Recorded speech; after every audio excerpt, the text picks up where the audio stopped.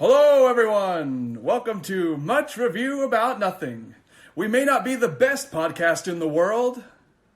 On this podcast, we try to review a movie we haven't seen through cultural osmosis and what we can find on the internet. I'm your host, Billy Greer. And we're your co-hosts, Jake Greer and Luke Greer, said in a normal, not insane way.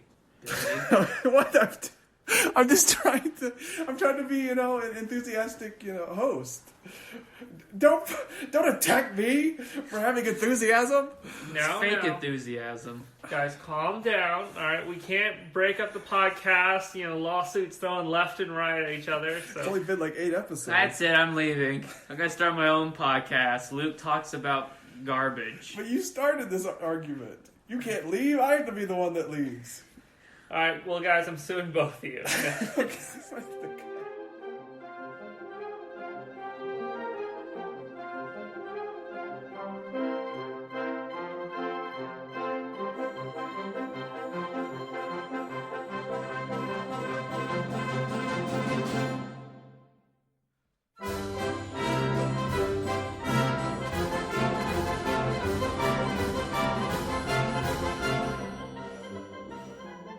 Well, I don't really have anything for introspection inspection for now. Well, I had a couple things. Well, Okay, we're go ahead. perfect. We don't need it. Okay, so this time on introspection inspection, I just wanted to bring up that we are finally on iTunes. I may be redundant to say this because you're probably listening on iTunes, but in all the previous episodes, we haven't said anything about it. I just want to make an official announcement. It may be redundant, but we are on iTunes now as of this recording. Right, because we had some trouble getting on iTunes.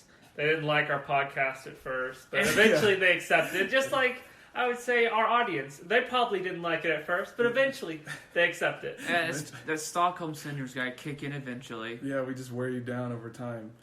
God, I was going to say something else. Maybe it's good if you don't. Oh, yes. The way we record, we're always going to be, at least for now, like a couple of episodes ahead. Like by the time you hear something we've done in a past episode, we're always a couple episodes ahead. So like, say you give us feedback on our latest episode, it's technically not the latest episode we've done. Do you think that'll matter at all? I don't think so. I like Okay, to I give was you the illusion that you have an ability to influence this podcast. I'm just saying keep that in mind because the latest podcast you've heard may not be the one we've recorded, at the latest. So I just want to There'll be some delay, but that's how it always works in this. Most people aren't that upfront about how much of a delay there is either. So. Oh, okay. Well, I didn't know if it was important, but I just didn't want people it's not a bad thing to say, yes, Yeah. there'll be a delay if you give us feedback, so...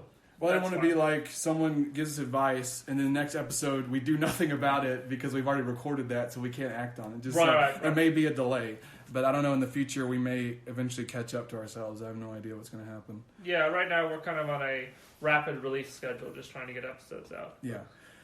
Okay, so the last thing was, and this isn't like I didn't know where else to fit this in, but apparently, that new movie, The Kid Who Would Be King. Yes. Well, unfortunately, it appears to be bombing at the box office. Oh, no. Which is sad because it kind of looked like an interesting take. But I just want to bring it up because, as we said in our Robin Hood episode, Hollywood keeps trying to reboot Robin Hood and King Arthur, and it does not work every time. It always fails.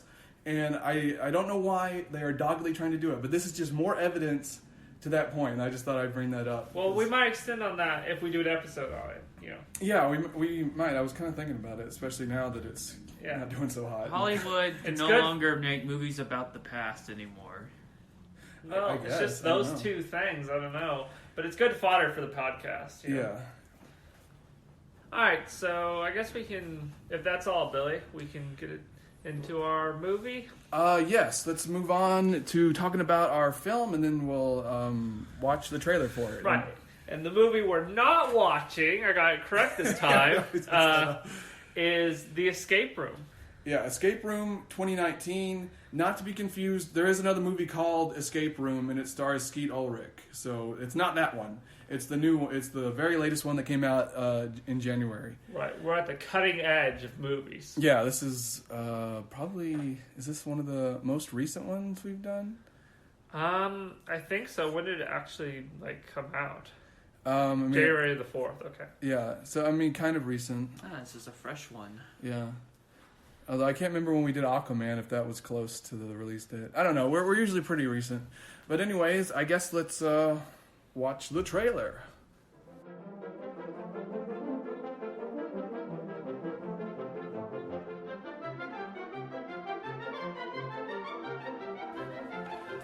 It was a long trailer. Yeah, it was. I think the takeaway from this movie is that don't go to escape rooms. They'll kill you. No. Yeah. Well, I was thinking, if you get something weird in the mail, like a shiny black cube, don't mess with it. It can't be good news. Yeah, I guess that's another. Yeah, that's another one. Yeah, people always getting weird stuff in the mail in movies. Just don't mess with it. Just throw it away. Do you guys have any other thoughts about the trailer? I thought it was pretty effective overall. Yeah, I thought it was a good trailer for what it was. It just kind of raises a question to me. Like, all these bands that record all those old songs in the past, I wonder how they would react to seeing how all their old songs are now used for horror movies and trailers and all that. Yeah. Would they appreciate that, or would they be kind of upset? I don't know. That is an interesting trend, and it's done in every movie. I kind of like it sometimes because it's really effective for some reason. I don't know why it's older song equals creepy. Yeah, I mean it has to have a filter over it usually. It's mainly the sound quality. However, I think The Shining is to blame for that. I think that kind of kickstarted that trend. What was in The Shining? It was at the end. It was Midnight, the Stars and You. That was an old song. That would make sense. Yeah. So also, I noticed this. One of the main characters, I guess she's at her college class, before they let out for the summer. Was that it? I think so. Something like that. But in the class, the teacher's telling her, get out of your comfort zone this summer. Do something you're afraid of. And I always love in movies how the class, the last class the person goes to, always has to do with the plot of the movie in some way. And I know that's just the nature of writing, but it's always funny to me. If the movie's about gambling, if they're in a class, they'll be talking about probability or something like that. It's always funny to me. I wonder how the movie would have gone. He said, "Go out and fight a dragon." Would a dragon automatically descend into you? Well, see, that'd be a fantasy movie. That'd be like The Kid Who Would Be King. Well, it's because teachers are ultimately the masterminds behind these movies. Oh, you think the teacher? I think the teacher. I think in any movie where the teacher is talking about it, he's the mastermind. They're the secret mastermind. I think it's a secret plot thing. Oh, so the plot of this movie is this teacher really wanted his students to do something exciting over the summer, so he trapped them in an escape room? Exactly. Oh, that's brilliant. He's the mastermind. And he's also training their critical thinking skills, Yeah, exactly. They're learning through the escape room. He may not even have good motives. He may be trying to kill them all as well, but still, it's just the teacher is the man. I wonder if he has some sort of hidden agenda towards the students. Maybe they all wronged him in the past somehow. Maybe they all cheated, or they wrote something mean about him on the bathroom wall. But I'm putting down a pro mastermind teacher, and I think also in a more universal sense, it's alerted us to the fact that teachers in every movie, if they're talking about the plot in some way, they're not to be trusted. They're somehow involved with what befalls the protagonist. Right. They're the secret mastermind. You see, there's always the bad guy. Who's behind the bad guy? There's always one step further. It's, the old trope. The butler did it. Well, here it is. The teacher's always the mastermind. Exactly. Put that on the internet. I did not see that coming. Yes, and if you watch the trailer, I think it's safe to say that they all get out of the fire room okay. So, I guess spoilers, but so you don't have to worry about that. Every character survives the fire room, I think. That's good. Yeah. I always think it's funny. They just well, we know that one plot point. That's completely ruined. Unless they just cut out a death, but I don't know. I thought that was funny. Oh, well, I mean, the fire room is supposed to be the easy one, then it ramps up. I guess so. It's you guys, they're getting out of this one. We'll give it to you in the trailer in that'd be 30 interesting. seconds. I was just thinking about it, but what if no one dies in the movie? What if they all get so close to death or anything, but no one dies? I mean, that could kind of be interesting. I know that's not the case. Right. Well, yeah, but I'm just speaking.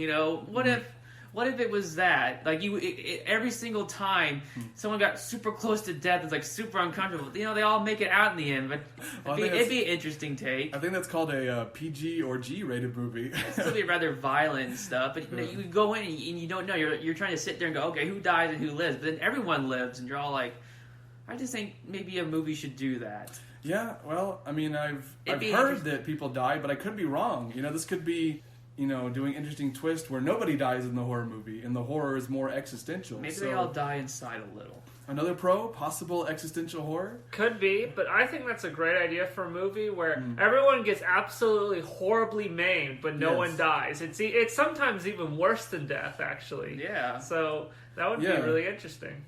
The no-death horror movie. The scars and wounds are all psychological. You've died psychologically. There's a premise there somewhere. Or even physically, like, you know, you get like an arm and a leg removed, but you still make it out alive. Like, that would be... You know, everyone's maimed in some way. Yeah, because horror movies, they're always, a bunch of people die. But, you know, this would be an interesting twist. I think we need to start working on that movie. Yeah, we need to keep a list of all our ideas that we come up with. And if you steal our ideas, we will find you, like Liam Neeson. All right, so we've gone over... Yeah, so I think we can move on to amazing articles. Sounds good. Okay. Well, first, I want to bring up... It's an article from a website called The Ringer, and the title is Escape Room and the Uneasy Thrill of Movies About Trapped People in Small Spaces. And I thought this was kind of interesting because it's pointing out how the idea of a bunch of people stuck in a small room is basically a genre at this point. And they always seem to do pretty well, either critically or financially. And I made a list of all the movies that fit into that genre. What was that movie called? I think it kind of started off the whole escape from small rooms. I forget. It was a foreign movie. You like threw your shoes into a room. Oh yeah, that's it's in the list. Yes, The Cube. It's in the list. I've seen that. It's pretty good. It's a little, I don't know. It's a little odd, and you never quite know exactly why. You get kind of an idea. It's kind of good because you don't know exactly why they're in the cube, but you kind of get some hints. So I guess you got to give it some credit for, you know, subtlety and nuance. Well, but I enjoyed it overall. I think too many movies nowadays over-explain everything. Yeah, and I'll talk about that later. I can explain what the cube was about. It was a teacher in the end. Oh, well, the cube. A teacher strikes I didn't again. think about that. If it's a trap room movie and there's a teacher, he's probably gonna kill you. Okay, so here are all these movies that fit into the genre. You have The Green Room. You have Room, not The Room, although I also put down The Room because it's a fairly successful movie that happens in like a couple of rooms. And it is an existential horror, you know? Yes. Only one person dies. Yeah. Then there's Saw, which is a lot of different people stuck in rooms. And then you have The Cube, as we're talking about. And in the article, they were talking about The Killing Room. Then you have Devil, where a bunch of people are stuck in a elevator. And then you have the Belko experiment. I think that was that famous experiment where a bunch of the people in the experiment were guards and the others were prisoners. Oh, yeah. And it shows how power corrupts absolutely. It's a movie about that. So, yeah, I just thought that was interesting that movies about people stuck are so fascinating to us. I guess it kind of plays into why horror is so fascinating to us. Well, the small room or even being trapped is disempowering. Yes. So when we watch a movie like that and we project onto the characters, how would I deal with this situation? That's what's really scary, is that I'm in a small room with limited options. Yes. What do I do? In a way, horror movies could be considered the antithesis of an action movie, whereas the action movie is meant to empower you, give you like power fantasies and all that. The horror movie is designed to depower you, make you vulnerable. Yeah, it plays into the opposite side. Yeah. That's a really good point. Yeah, that's what I was kind of thinking. And that's kind of why, and we'll probably discuss a little more, but that's why I always love the Saw series. I've been a big fan since day one, and I know they have a bad reputation of being, you know, trashy and what they call torture porn, and all that is probably true. The series is not perfect, but I just love that idea. What if it was me stuck in a room and I had to cut off my own arm to survive. Could I do it? It's just a fascinating concept, even if it is terrifying. Well, at that point, I'd probably just kill myself. Yeah, just get it over with. Like, we've hidden a key behind your eye. Okay, just stab in the neck a couple of times. I mean, you're gonna die anyway eventually. Just get it over with. I always think it's funny. Certain traps require you cut off flesh to weigh something down, and after you get enough weight, you're free. And I always think they resort immediately to cutting off their own limbs. I would be clothes off, shoes off, all my hair off, anything I could find in the room that I could fit in. I would immediately go, oh, well, it's time to chop my arm off. I would cut off my leg simply because being able to grab things and you can probably tie it off, maybe get a little splint, and then you can sit in a wheelchair for the rest of your life and be nice and comfortable. Yeah, I'm sure that's get the handicap parking lot and all that. Yeah, it's a much better trade in my opinion, and you still get to grab things. Yeah, I'm sure people in wheelchairs feel the same way. They love sitting around. I did not mean to go in this direction, this horrible direction about chopping limbs off. Well, the limb I would probably chop off would be my head. No. Well, you didn't say you were going to kill yourself. I don't think that's a limb. Is it? Well, it extends from your torso. I know, but it's not the general definition of a limb. It's kind of limbish. It's kind of a stub. Okay, let's go on to our next article, which this might be in extremely poor taste.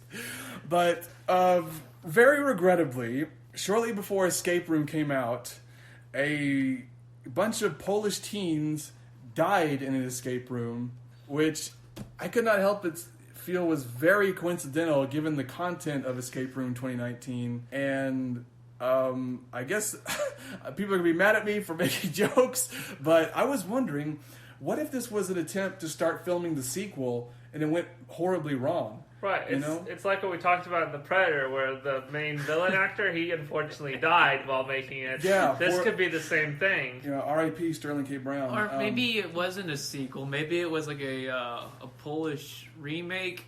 Oh, like they do in foreign films sometimes. I wonder if this it's not accidental. It's starting to become a theme in movies where you start killing your actors for more realistic. I mean, that's what we've been seeing. It started with Mr. Brown, and it's just going to keep getting worse. Right. Watch out, actors. Yeah, and I think that's a con. That, well, first of all, that the proposed sequel of Escape Room killed a bunch of people, but also a con in general that movies are starting to murder actors for no good reason. We have special effects. You don't have to kill people to get, gore and stuff. Well, in my opinion, if I was doing the gold cons and pros, killing actors would be a pro for me. I guess it depends on the actor, I suppose. Yeah, but it's just, if you're going to horror or action, you just need to be really careful. If you're an actor, you're less likely to die in a normal drama or anything like that. Romantic comedy, you're probably not going to die. Right, romantic comedy. Some things you have to worry for is poisoning in some of those. Yeah, especially a period piece or whatever. Yeah, and maybe disease, that might infect you. So, you got to be really careful. So. Well, I mean, we have special effects, but it's still hard to get realistic looking, gore and disease and all these things. Sometimes the best thing is the real thing. If your character has cholera, we got to give you cholera sometimes. It's just the way it is. Right. I don't make the rules. And it's sad. But... And actors do this on their own all the time. Like, they'll either gain lots of weight for a role or lose lots of weight. Yeah, exactly. Look at Christian Bale. I mean, he's gone from a tub of lard to a skeleton man, in the span of several movies. It's just being an actor. It's rough, man. They don't talk about it. I have another question. How did they die in that escape room? I'm just very curious. Oh, fire. A fire started. So they didn't survive the oven room. Yeah, so I guess they were like, well, in the original, the fire room was lame, so let's make it even worse, and we'll kill off a character, but it just got out of control. Yeah. And you lose your entire cast. You can't do that. You hate to see that happen. I know. That's a big blow to your budget, and movies already cost a ton of money. Well, what they'll probably do is they'll probably just make this like a 30-minute short film, and it's just they get into the escape room, the oven room, they immediately die. It's the very tragic. That seems like in poor taste to film their deaths. Well, I mean, they've already suffered so horribly for their art. They may as well make use of it. Right. Give their families a free screening. Yeah. Okay, Well, okay, this got really dark. if nothing else, we'll get people to call in or email us just because they're so mad at us for these horrible, tasteless jokes. Well, I was just playing along. I was just curious if we're going this route, would they? Well, I think if it's not a short film, they would just recast everyone with Christopher Plummer. Because that's what you do nowadays. If you have to get rid of an actor, you get Christopher Plummer. They got rid of Kevin Spacey, they got Plummer. So I would kind of like to see an escape room movie with like 6 Christopher Plummers, like 6 80-year-old men trying to muddle their way through a puzzle. See, that's the next step, is that Escape Room 2 needs to be about the elderly in Escape Room. Yeah. It can have a message about euthanasia or something like that. Yeah, or just how, like we don't expect much from the elderly, or, we look down on them, but we could show them excelling in puzzles. Or an anti-ageism movie. Yeah. Like, one escape room, there's like a 10,000 piece puzzle. Yeah. And they gotta put it together in time. They've got like a week or something like that. Another one is that they have to guess the name of their grandchildren correctly. Yeah. Well, I like this. Or use an internet browser. I'm excited that they're going this direction for the sequel, possibly. Right. I think getting more seniors into acting, Yeah. It's always good. Yeah, and plus, they have less to lose if you do end up going the more realistic route of killing them off. Yeah, I mean, they're almost dead anyways. Yeah. So, Okay, I thought we escaped that joke, but now it's come back again. Well, no, there's always more escape rooms that we got to get out of. Okay. This is going to be our most hated episode yet. Yes, our most controversial, and I'm okay with that. You always need controversial before you come back and beg for forgiveness. Yes. So. You need to generate that free publicity. Yeah, it's gonna. We need a controversy, and I think this episode's going to fulfill that. Right. Podcasters make tasteless joke about the dead. Yeah. Then we can say, oh, it wasn't a big deal, But then eventually we'll be like real apologetic, and we'll say we're sorry, but sorry not sorry kind of deal, and then people get mad about that, and then we'll apologize again. It's going to give us a lot of content. Right, and I already said I would kill myself, so I think I'm immune from all of it. So. Just take the easy way out Yeah. immediately. Okay, well, I am very sorry, dear listeners, about that, about our very tasteless jokes. The Polish death But they were camps. funny, you have to admit. Yes. Sorry, we've desecrated the dead for the sake of a horrible, crummy podcast. But, hey, we're desperate here. We need all the content we can get. Okay, so this article by Polygon, the estimable Polygon, says, Escape Room owes everything to Saw, but it's still slick. And that's why I was kind of excited about the film when I first saw it, because I saw the Saw parallels. And I was hoping they would kind of scratch that itch. That's pretty much unavoidable once you came up with the concept. Yeah. I mean, even though it takes things from real life escape rooms, I guess, in a way, but it ultimately goes back to Saw because that's just the biggest one. In that You're always going to get compared to the most room popular genre. Yeah. Although I like the sets in the escape room, the trailer that we saw. Like, I really love that upside down room.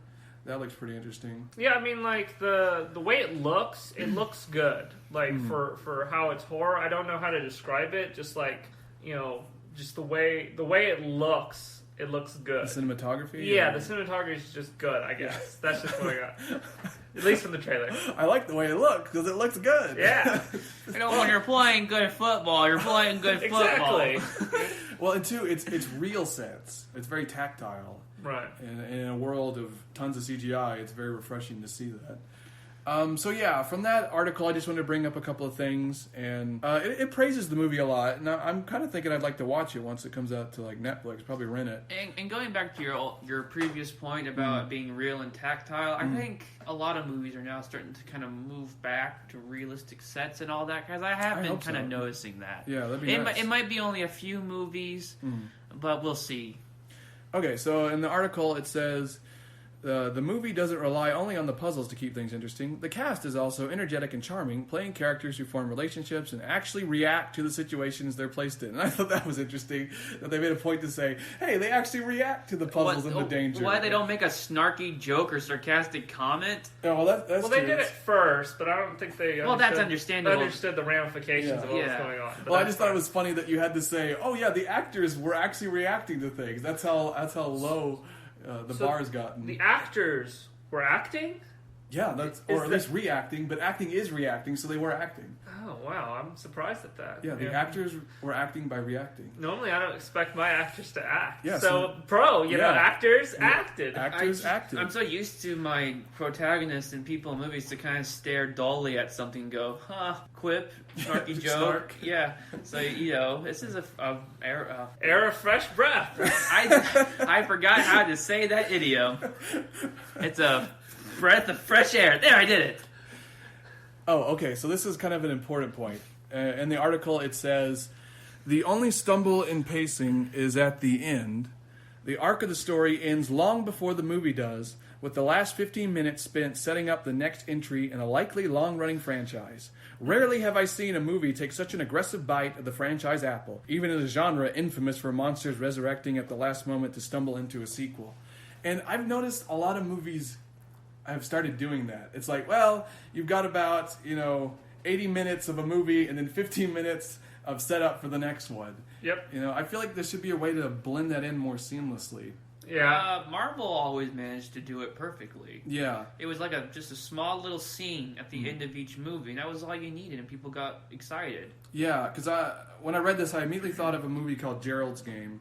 It was on Netflix. A woman's, she gets chained to a bed, and she's stuck there, and she has to get out. And that movie's really good, up until like the last 10 or 5 minutes, where it goes on this like huge rambling, narrative, like explaining this certain character who I thought was like just a part of her mind, but turned out to be a real character, and it just made the narrative real clunky and just explained way too much. If it had ended with her escaping, it would have been like a almost perfect movie. But they over-explained. It's like the ending of Psycho. That's also an excellent movie, but I don't need to hear all this explanation about why he's a psycho or how. Right. Show, don't tell. Yeah, and I think in the situation of Psycho, that was such a groundbreaking film. It was kind of one of the first like mainstream horror movies that maybe they felt like for average audiences they needed to lay everything out. Right. But you've got to stick the landing with your ending. You can have an amazing movie, but an ending will ruin literally everything that's come before it. So, maybe less than satisfactory ending. Right. Well, the ending has to end the movie. Yeah. That's the main thing, is that these things aren't letting it end. They always like, oh, he's a little bit more. Okay, so I think that's it for amazing articles. We'll go on to Randall Reviews if you don't have anything else. Yeah, just one more thing. Okay. It's not a part of Amazing Articles, but I noticed that the movie only cost $9 million to make, and it made $44 million domestically and $57 million worldwide. It made triple its budget. That means it did good. Yeah, You got to make triple your budget. Mm-hmm. That's kind of what I was talking about with The Predator. Mm-hmm. If you do smaller, then if you make money, then it means more, basically. Yeah. It works out better because they had a small... Obviously, horror has this, but why can't we do this with other genres, per se, having a smaller set or setting and I think we're kind of going this direction, because who did Escape Room? Was it Blumhouse? What did it say? Either way, horror movies usually do pretty well because of this reason. You can make them for dirt cheap, and people always love horror. It's like the fact that people have always wanted, horror comics or penny dreadfuls or dime novels. Going back, human beings are interested in the gory and the frightening. They will always be. That's why horror movies typically turn a profit, even if the movie itself isn't that great, and you can make them for dirt cheap. That's the brilliance of it. And have you found anything about... Are you looking for the production company? Yeah, it should be Blumhouse. Well, Columbia Pictures and Original Film. Okay, so it wasn't Blumhouse? No, I don't think Okay. so. And I think that's important for the human psyche to experience some sort of fear and dread, because back then you had a much shorter life expectancy and you had a whole lot more fear and horror, but now as we live in comfortable modern times, you rarely ever experience that. And so as humans, we long for it. We need it. It's like, I need fear. I need to feel vulnerable for some whatever primal reason. Yeah, kind of kick us out of our comfort zone and Yeah. get us out of our rut. But I was going to say about Blumhouse, they are geniuses. I don't always like all their films, but they are geniuses about stretching a tiny budget and making a ton of money off of it. And what happened recently, the Dark Universe, what they were doing with like The Mummy and Dracula Begins, or what was that called? Oh, I don't know. I mean, I saw it, but Dracula Rise. I can't even remember. Dracula Untold. That's it. They were trying to start a new cinematic universe. I think it was like Universal was with the old monsters. I talked about it in the Robin Hood episode. Blumhouse just got the rights for the Invisible Man. They were going to do the Invisible Man in the Dark Universe, but Universal gave it to Blumhouse. So it looks like these movies that they were trying to do as real big budget films, like with Tom Cruise and Johnny Depp, they're taking them and giving them to Blumhouse and doing a more small scale like we're talking about. I think the production studios and companies are starting to get wise on how this works. So I'm hoping we'll see more of these kind of smaller scale, cheap movies that turn a huge profit and are focused on one thing and aren't all over the place. Right. And I hope they do a good job with the Invisible Man, because I read the book and he's one of my favorite monsters. Yeah, and I just thought it was interesting because we had talked about that stuff, and it seems like they're finally starting to get wise. Because I think Red Letter Media made that same point, and they had a video pointing out how they said that, and then Universal is doing it now. So, I'd say we said it first, even if that's not true. And no, because they said it in 2017, so there's no way. But we said it independently without knowing. But okay, yeah. So that's all that I wanted to bring up. Yeah. On Wikipedia, it says the box office was 76 million. Oh, really? Wow. So they made a lot of money. Oh, wow. Box Office Mojo is where I got mine. If you don't know this, you need to triple your budget, because the first part is the actual movie. The second one is all of the advertisement, and then you have to get that triple to get any money. Yeah. Because if you break even, then you only cover advertisement and the production. You may as well not make the movie. Yeah. Right. Worldwide, it made 76 million. Okay, so that's it for Amazing Articles. All right. Write that down as a pro. Made a lot of money. We almost don't need to put that one down, but might as well. I'll put it in parentheses. All right, so Randall Reviews. We're going to start with this amazing one by James. James has an unfortunate condition with his, is that there's no punctuation at all. Oh no, is this Cormac McCarthy? So I can either put in my own punctuation or just read it through. I think you should honor the intent of the author and just read it through without any breaks. Take a deep breath and go. All right, this will be a challenge. All right, James. I hated the movie 3 stars, plus it reminded me too much of The Stranger Prey at Night when they move to a new place and masked people are trying to kill them. Also, the acting and actor choices were terrible, as well as you had to put towards the ending. One of them cheat the game and goes to the police and thinks she is crazy. Now we are going to get a mindless second part that might be on a plane with two of the survivors from the first movie.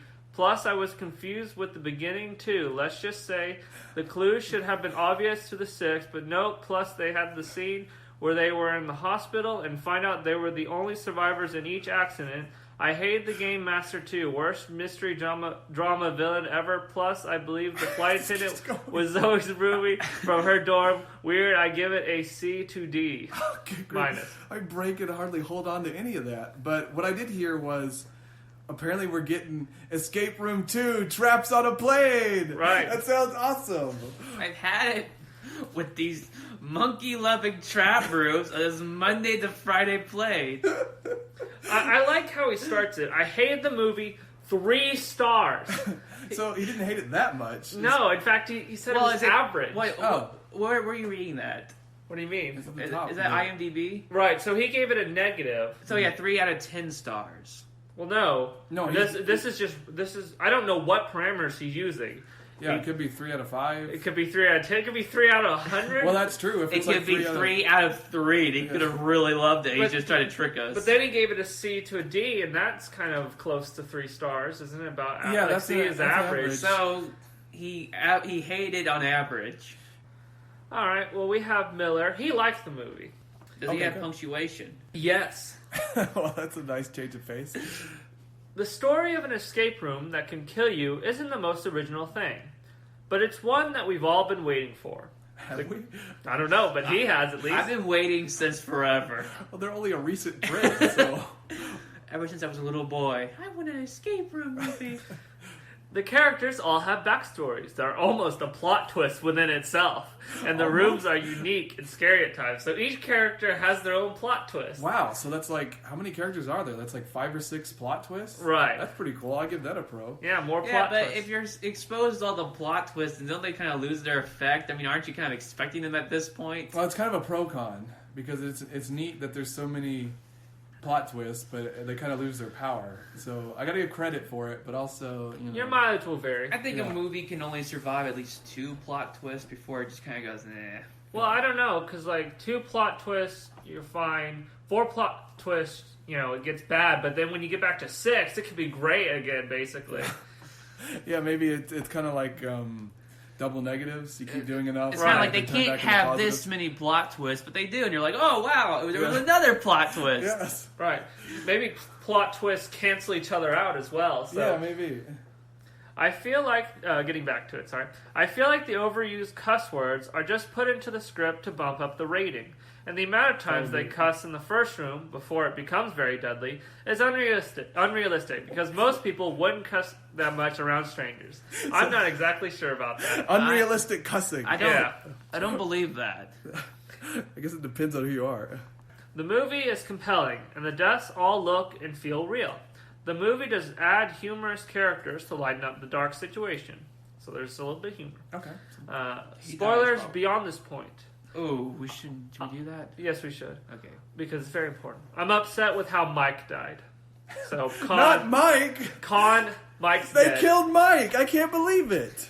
Yeah, we were all rooting for Mike, and they just Ugh, end it like that. that's awful. I know it's part of the movie, but he died for no reason. Did they kill off the actor, too? They may have. First Sterling K. Brown and now Mike? Yeah. God, they must be stopped. His death was to portray a villain that we could go against, but I feel like his death was a plot twist itself. There's so many plot twists, so there's an extra one. All their backstories are plot twists, and the villain is a plot twist. Right. What's the plot? It's like one of them's a student, but surprise, not actually a student, just a crazy person who's stuck in the class. Well, I don't know at this point. There's so many, you know. Right, you can almost not pick out the plot twist because they're indistinguishable for any other plot point. Maybe Mike's death was a plot twist. That's what he said. Yeah, maybe he'll come back in the sequel. He'll have like a cybernetic eye or something like that. It's like, you thought I was dead, but no, I come back. Yeah, he may still be alive. They might have actually just like we said, they turn him into a zombie cyborg. Well, good grief. I mean, as much as I like the Shrike from Mortal Engines, I don't want to see our actors turn into these horrible abominations. The Hollywood surgeons get their hands on them. They just keep going too far. It's not enough. They're killing people. Now they're despoiling their bodies and bringing them back from the dead against their will. It's awful. I know. So where's the backlash against this? Potential Mike cyborg. Yeah. Do we want anything on that? Potential Mike cyborg, or is his death? Potential. Mike is dead, but He could be a cyborg. we don't know. So He could come back for the sequel if he's popular. This guy liked them. Maybe other people like them. They'll be like it's kind of another pro-con. a fan outcry. You know, like, Possibly. bring back Mike. I don't think I have any more that I picked up, but there was other people who talked about Mike and him dying. So yes, It's a C. Yeah. Yeah. Maybe he'll come back because of fan outcry. Yeah, he seems to be a favorite. You know. All right. So we have Rachel, and she didn't like the movie. She says, "You could not pay me $1 million to watch this joke of a film a second time." I never get that because $1 million to watch a movie? Are you kidding? Crazy? I take that in a heartbeat. Yeah, I'd watch like the Star Wars Holiday Special like a dozen times for $1 million. That was not George Lucan's best book. I would rather watch a video of paint drying than Escape Room. I like how she'd rather watch a video of paint drying, not actual paint drying. There's like a level removed there. She likes her movies. She likes it in video form. After watching this film, I sat in silence, pondering my existence, realizing my life has no value since I wasted 90 minutes that I will never get back on this movie. Well, that's absolutely horrifying. The Escape Room, it brings you into existential crisis. It makes you think about your life. Yeah, but it makes you think you've like wasted your whole life just because you went and saw one movie. Well, is that a con? Makes you think you've wasted your entire life? I think that's a con, unfortunately. No, I like how it brings horror into the real world. I guess so. I mean, we can't keep doing pro cons, but it is kind of cool. Don't put that in. It's just an interesting introspection. We're thinking. see, the horror movie accomplished death inside the audience themselves. Yes. A existential death. Yeah, so I mean, Which is the one It way kind of leads back to a pro, but we won't put it down. And that's the whole point of the movie when I make, where no one dies. They all suffer horrible, grievous wounds, both physical and mentally. Yeah, I just think it's funny that she doesn't regret seeing the movie. It made her regret her entire life. That's what I can't get over. It's like everything I've done up to this point, my family, my job success, all worthless because I saw Escape Room. Well, maybe Rachel, maybe she regrets not taking the $1 million from watching. Oh, Escape maybe Room that's again. why she regrets her whole life. Right. I could have had it all. She got the deal. It's just like, I wouldn't take that. And then later, she's like, oh, I should have taken that. Of course, I don't know the kind of person who would deny that, but you know. Rachel's an interesting lady. She won't watch the movie for $1 million, but she would gladly watch a movie of paint drying instead. Right. So she Oddly. continues. Okay. If you have any ounce of self-respect and value, avoid this film at all costs, because it'll just get rid of that completely, regardless. This movie destroys everything. It takes everything away from you. It breaks you down as a human being into your base form. Yeah, It makes us realize that we're in a trapped room of life. you're There's an no empty escape. shell. You're an empty shell when you get out of this movie. You have no value, no respect. You're nothing. You're a piece of trash after you watch this film. We're nothing, and you will die as nothing. Maybe what you're supposed to do is it breaks you down so that way you can build up and become a new man. I guess, but it doesn't seem to be working for Rachel. No, I mean, it's not going to work for everyone. I wish I could comment on the acting, plot, and directive vision like other people, but it all boils down to one word: a joke. What's a joke? That's 2 words. A joke. It's 2 words. Well, now we know what kind of person watched this movie. We should just disregard everything she says at this point. No, we take all opinions, regardless how stupid they are. I don't think it was the director's goal to have the audience laughing at just how bad this movie was, but he achieved just that. So it has no value, but was still massively entertained by it to laugh at it. Yeah, so maybe it's kind of a horror comedy. Maybe that's a new genre that needs to get lifted up, the horror comedy. Yeah, I mean they were kind of popular back a few years ago, and there are a few every now and then. But I would like to see the resurgence of the horror comedy. Maybe Rachel's full of snot. Can't even count the right amount of words. You really hate Rachel. Well, look, she's the one who wouldn't take the $1 million. They offered her $1 million. Like, no, I'm gonna go watch paint dry on my video. But in Rachel's defense, this movie destroyed her. That is true. Her brain probably doesn't work as well anymore. She was sucked of all her human essence and spirit. It's terrible. Yeah, pray for Rachel. Yeah, she needs all the help. Yeah, hashtag pray for Rachel. We can get that going on Twitter. Well, we have Colby. I have 2 words of advice for Rachel. Stop. Alright, we have Colby. And he says, I apologize first off. I don't give bad reviews. What did poor Colby do? Oh, he's going to explain. He said, I don't give bad reviews because I'm not a troll, but I did not like this at all, so he gave it a bad review. Well, just because just because you gave a bad review doesn't mean you're a troll. No, Bill, you must always be a troll. He himself is a troll. Okay. I'm not a thriller horror person. Oh, that's good. At least he's not that. Yeah. But I can deal with most of them. This was a really weird, psychotic, twisted, and sadistic film. It did not sit well with my spirit at all. So kind of going back to Rachel's point, it crushes your spirit. And Sarah also, I picked these two because they kind of go hand in hand. So Sarah says, not scary, not entertaining, just creepy. Simple, unbelievable puzzles to escape to the next room. Kept you wondering what was next, but by the second room, you caught on to the plot and just waited for the ending. Ending wasn't really an ending. Sequel, I hope not. Well, 2 things. One, I guess she's one of these people who doesn't watch trailers, because if you see it, people are getting crushed and potentially burned, and yet she was surprised that the movie was creepy and disturbing. Why do you go see a horror movie if you don't want to be creeped out? Yeah, no, that's what I thought was weird. They were commenting on the fact that it's a horror movie, essentially. Yeah, and it's a torture horror movie. What are you talking about? I was expecting a bear of laughs. It's like when I watch a romance, I'm like, ugh, what's all this kissing and hugging garbage? Disgusting. A comedy? What's all the jokes? Be a little serious. But my second point was also, are the traps too easy to solve in this movie? Is that a con? Because a lot of people seem to have that issue. I think even one of the other guys did. Well, I'm sure there's no problem for a person with a high IQ like me.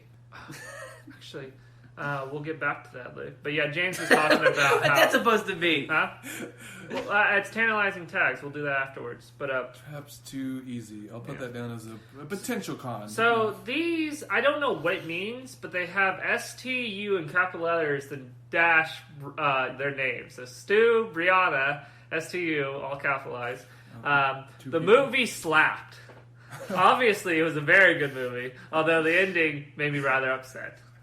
I've not heard someone use slap like that. I know, that's why I picked in a long time. Wait, well, how do you slap again? I was so stunned by his use of that. That movie slapped, it's like, that movie rocked. That's kind of like... It's like an 80s thing. It's like, that movie slapped. I don't think that's too cringy, even for the 80s. I don't think that came from any time zone. No, I think it came from Stu Brianna. Well, we gotta remember that. Whenever we like something, we gotta say, man, that really slapped. Maybe that's Stu and Brianna, like a couple or something? Well... I have the next one. I thought this was interesting.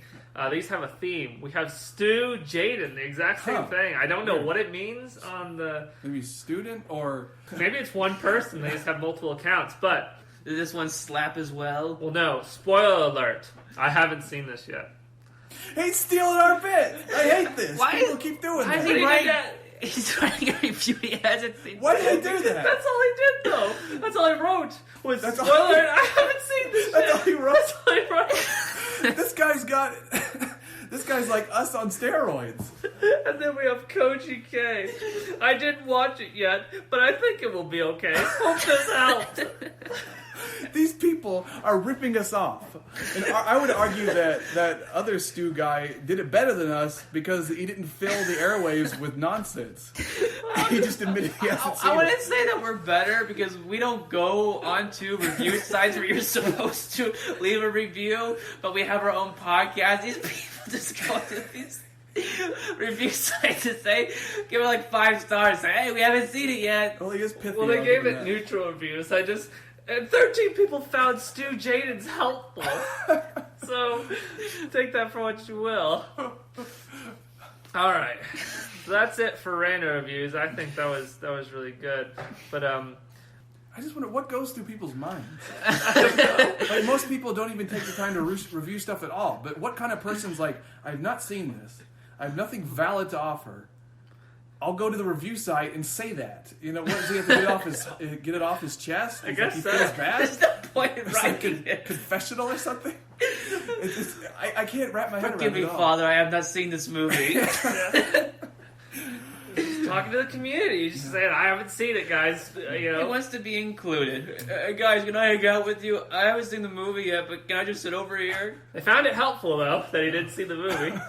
So, I'm wondering if we should have kind of a new section where we give props to certain reviewers. Because some things don't really fall into a pro or con, but maybe like we could have episode VIPs and kind of list them. oh yeah, that'd be a good idea. Yeah. So we should do the Stew Clan. We should do Stu Jaden. I'm thinking that means student. That would make sense. Probably. Stu Jaden and Rachel. Hashtag pray for Rachel. Right. I honestly like Stu Brianna. Just Stu because Brianna? the movie slapped, that's Yes. great. Oh, yeah, we're we going gotta do to that. steal that. That's Yeah. ours now. So while you're doing that, we have tantalizing tags. This gets back to what Luke said. Gripping, tense, immersive, plot twist. Going back there you to go. intelligent. There we go. You have to have a very high IQ. A lot of Rick and Morty fans are gonna love this movie. Yep. Because you have to have a high IQ to understand this movie and all its intricacies and all of its, 7... Could be more plot twists, honestly. Yeah, I can't remember how many people are in the cast. There could be, because that's just plot twists on characters. What about plot twists in the movie itself? There could be, upwards to 30 plot twists in this movie. It could be insane. Well, that's all I have for my segments if we wanted to get on to facts and follies or just facts this time. Unfortunately, there's no follies. This movie, people aren't interested about writing stuff down for it. But is that a pro? This movie's so well constructed, there's no goofs? Yeah, I think no follies. I think that's a good thing. Is it a pro that you have to be really intelligent to understand it, or is that a con? Because then... I would say it's a pro. But I would also give like the caveat that it may kind of hurt its overall audience appeal. So, yeah, we'll put that down. People want to go in and they want to see a movie. They want to eat popcorn. They don't want to think. Yeah, but I'm kind of for niche movies, like movies that only appeal to a certain demographic. I think that's important because it's better to have something that like really appeals to a group of people instead of something that it kind of appeals to everyone, but no one's really interested. Oh, yeah, and you can try and attain that much coveted cult status. Yeah. Like the Emoji Movie. Jack of all trades versus specialized. Yes. I mean, there's pros and cons to both, but, kind of like our podcast. Choose a fighter or a bard. Okay, so, well, it's technically only one fact, because one we've already got over. It was the 5 poor teenagers that died while filming the sequel. So, basically, we only have one fact. Great. And I love it. It says, despite being called Escape Room, singular, the characters in fact escape from several rooms. So the title is a lie. Okay, so whoever wrote this fact is basically that guy. Well, they are right. The movie lied to us. It should be called Escape Rooms. Okay, so I think we are nearing the end. Yeah, ready to give our reviews. Yes, just we have to go over my insane scribbling of pros and cons. Like always, we will do the cons and then move on to the pros. Okay, cons. The sequel has killed actors, apparently, as we've been talking about. Right. Which seems to be a trend in Hollywood at the moment. Yes, started with poor Sterling, and as we're going to see, it gets even worse from there. But first, the ending isn't very satisfying. It goes on way too long. I've heard some people, like in the Randall Reviews, even if they like the movie, they always say they didn't like the ending. So and the ending is important. There's a lot of merit to it. Unrealistic cussing. You want to have your cussing grounded in reality. It's very important.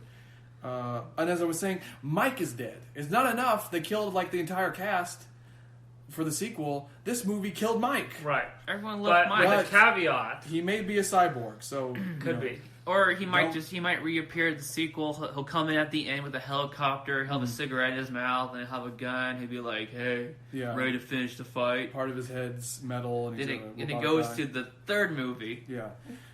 So don't freak out yet. He may not be actually dead, but we're afraid he might be. Oh yeah, this one I forgot about it, but it makes you regret your whole life. Oh yeah, and you lose all self-respect and value. This movie will annihilate you on a personal level. I'm just warning you. Right, which could, like I said, depending on what you want out of your horror movie, could be a pro, because this is transcending the movie itself to destroy you. Yeah, this isn't just fear. This is beyond that. I think more horror movies should attempt to not maybe target the actors in the movie, but target the audience members. Like when they go in to watch a movie, they think they're watching a movie, but they're just being destroyed. They're just sitting there in their chair. They feel nothing but despair. That is true horror right there. Okay, and then traps too easy. So, yeah, there was some talk about that, which is weird because of one of the pros we have. But I think it depends on how intelligent you are. If you're super intelligent, then the traps seem too easy. Right. Okay. So that one mileage will vary depending on the person.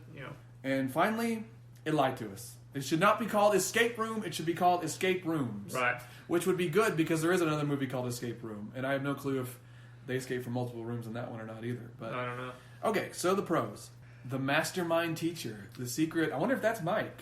And if so, I hope not, because he might be dead. He faked his own death. And that pro also showed to us that any movie where a teacher is talking about something in their class that kind of tangentially relates to the plot, they're the secret mastermind. You can take that to the bank. Also, what did I write here? Oh, possible existential horror, no death. Well, as we've seen, there are some death. Right. But we were right about the existential horror, though. Yeah. Because it destroys you, so it all feeds back. Our pros and cons are intermingling into this great beast of movie, I guess. It's ring theory. It's all connected. Yeah. Although we were talking about like a movie where the characters are like maimed and physically destroyed, but the movie it doesn't do that. It does that to the watchers, the viewers, the audience. So I guess we do kind of have a pro con there. We were talking about not doing it, but it kind of happened naturally, so I'll give it to it. Yeah. Pro that the movie may be a senior citizen escape room movie, and we don't know who's in it, but there could be like... Oh yeah, it's going to be a sequel, Yeah, essentially. the sequel to this movie may involve senior citizens, and there might be 6 or 8 Christopher Plumbers. I don't know how they're doing the casting. Right. Because as we said, they lost their entire cast, and when you lose cast members, you get Christopher Plummer. It's the law. And then the actors acted. Yeah. They acted by reacting, which is acting. I forgot that the sequel might also be on a plane, so we might have a bunch of old people on a plane, trying to solve puzzles. Right. Made a lot of money, in parentheses. It's got a bunch of plot twists. Right. With the characters' plot lines and their backstories. Minimum 7, maximum infinite, basically. Yeah, so. at least 30. No, we agreed. 30. And we were saying that Mike's death may be a plot twist because he may not actually be dead, so there's another one right there. Oh, and this is important. I wrote this down. I don't think I said it. The movie slapped. Oh, so yeah. I think that's super important to keep in mind. There's no follies. Slapped pretty good. It's a completely perfect movie, no goofs or anything. Right. And it's also super intelligent. But that could hurt it because if you're so intelligent, the traps may seem too easy for you, so you may not enjoy it as much. But it's kind of weird, though, because it appeals to intelligent people, but the traps may be too easy. Yeah, it's almost a paradox that if you're super intelligent, you'll enjoy it, but the traps are too easy, so you'll have a neutral time. But if you're not that super intelligent and you don't really understand the traps, so your enjoyment goes up, but then you're back to neutral. Well, you won't enjoy it because it's too intelligent, but you will enjoy the traps. So Right. it seems like if you're super intelligent, you won't enjoy the traps, but you will enjoy everything else apparently. But if you aren't, you'll enjoy the traps, but the rest of the movie will leave you in the dust. Right. So I don't even know what that is. If it's a I think this is the weirdest podcast we ever had. I think it's a matter of what you Perspective. find interesting, basically. Like I if you already know about the traps in detail, you can just look at it and go, oh, that guy did that. You can focus more on the characters and how they react. Whereas someone who isn't as intelligent, he'll probably be like focusing on, okay, well, how are they going to get out of here? And he won't focus so much on the characters and all of that. Okay, so You'll experience it different ways. Depending on your interests, the movie could potentially cater to that. Right. I don't know how to put that. It depends on perspective. Yes. Which is that even a pro anymore? I don't think so. I think it's just out there in the ether. It's a neutral. It's our neutral zone. We've killed this pro. Yeah. Okay, so with all that in mind, I don't know what to give this movie because I'm kind of fascinated, but I also hate all this actor murder. The actor murder, but that's more of. Yes, they did a lot in this one, but it's just kind of the culture that's happening in Hollywood. Yeah, we now. can't really blame this movie for it. But it is jumping on the bandwagon. So I guess I can go first because I think with all the pros and all the cons, I really did like it. I'm gonna give it a 77%. I think, Okay. Well, I'm kind of like you. It seems like an interesting movie. Might go see it. Might not. However, if you do, it'll destroy you existentially. I am afraid of that. That's what I'm worried. But also, Mike died. Yeah, that's pretty bad. So I'm going to give it 60%. All right. Yeah, that's.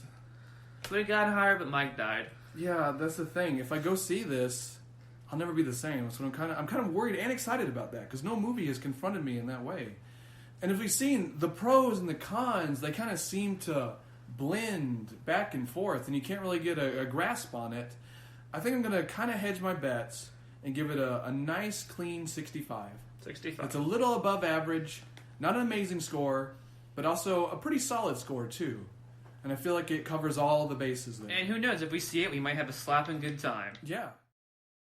Woo! 67.3 repeating. 67.3 repeating. There we go. Great. Repeating the decibels back again. Okay, now to Rotten Tomatoes. Now remember, the people who don't agree with us are wrong. Right. Yes. Oh, there's a bunch of these movies apparently. There's 4 called Escape Room. And there's one called No Escape Room. Oh, okay. That's a spoiler. Is it just people just kind of walking around or something like that? Oh, maybe it's talking about how they don't get out of the escape room. There's no escape from this room. Yeah, that's what I'd say. It's spoiler, or maybe it's like a regular drama, like a domestic drama, and they're just warning you, hey, there's no escape rooms in this movie, so don't come expecting that. Oh, how nice of them. All right, so the critics gave it a 55%. Okay. and the audience gave it a 59%. So the Okay, audience won this time. Yeah. They're the victors. But both were pretty close to us. Right, so they were pretty close. I would say kind of props all around. Yeah, but the audience did win. That's how the segment goes. Yeah. Is that either the critics or the audience, they win. So they get a little prize, which...